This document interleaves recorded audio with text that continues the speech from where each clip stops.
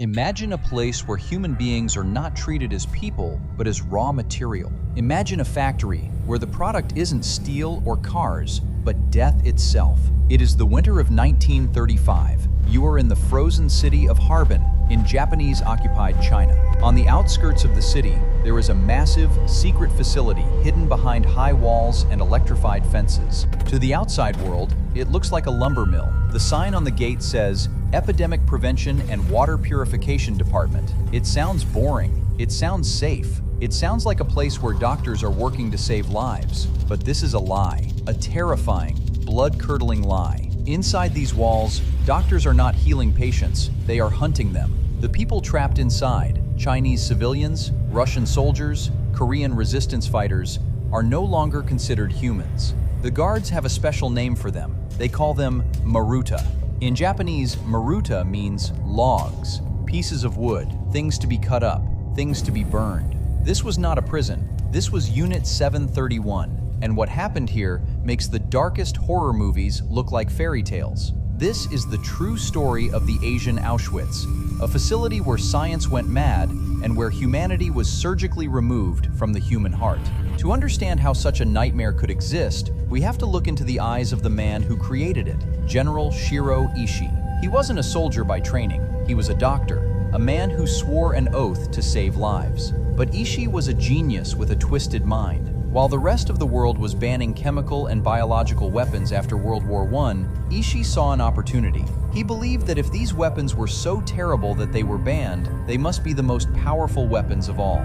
He went to the Japanese emperor and convinced him that biology was the future of warfare. He promised to build a weapon that could wipe out entire cities without firing a single bullet. He was given unlimited funding, unlimited power, and most importantly, an unlimited supply of human guinea pigs. He built his Fortress of Doom in Pingfan, a remote area where no one could hear the screams. The facility was massive, with its own airfield, railway, and even a stadium. But underneath the concrete was a dungeon of horrors. The experiments conducted here were so brutal that they test the limits of our imagination.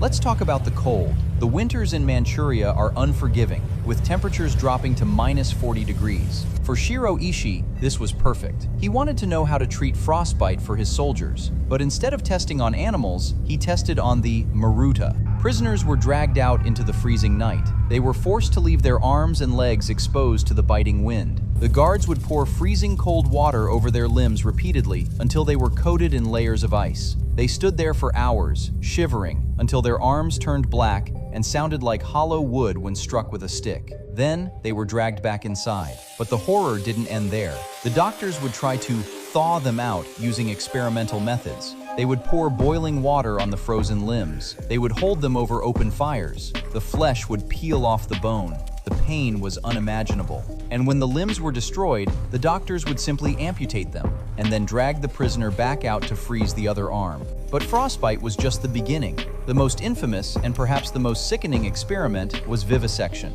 Vivisection means surgery on a living subject. Usually this is done on animals. At Unit 731, it was done on men, women, and even children. The doctors believed that anesthesia would affect the results of their research. They wanted to see how the organs reacted in their natural state. So, they cut people open while they were fully awake. They removed stomachs, livers, and lungs to see the effects of diseases. They wanted to know how much blood a human could lose before dying. They wanted to know what happened if you swapped a stomach with a kidney. It was curiosity without conscience, science without a soul.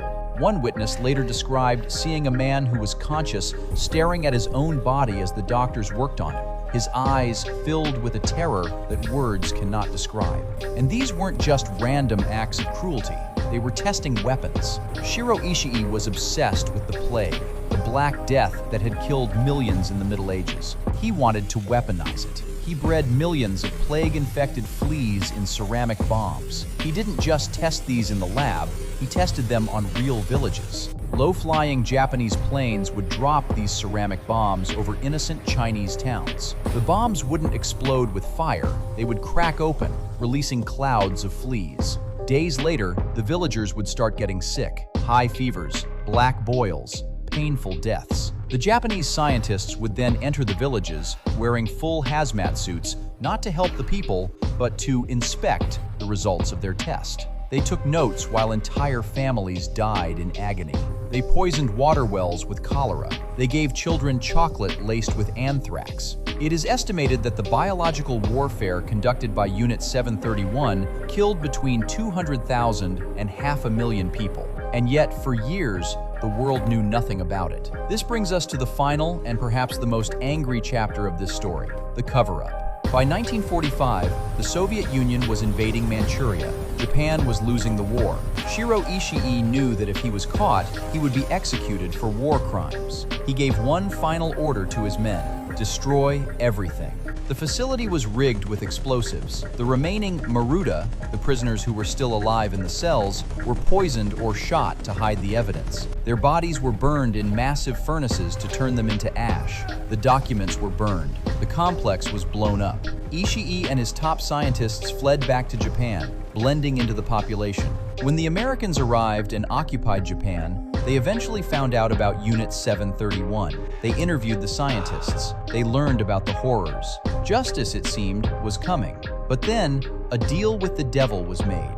The Cold War was starting. The United States wanted the biological data that Ishii had collected. They wanted to know how the plague worked, how frostbite worked, how gas gangrene worked. And the only people who had that data were the monsters of Unit 731. So, the American government made a secret deal. In exchange for the data, Shiro Ishii and his men were granted full immunity. They were never put on trial. They were never punished. They were never named as war criminals. Shiro Ishii, the man who ordered the torture and murder of thousands, lived a free and comfortable life. He died of throat cancer in 1959 at the age of 67 in his home, surrounded by his family.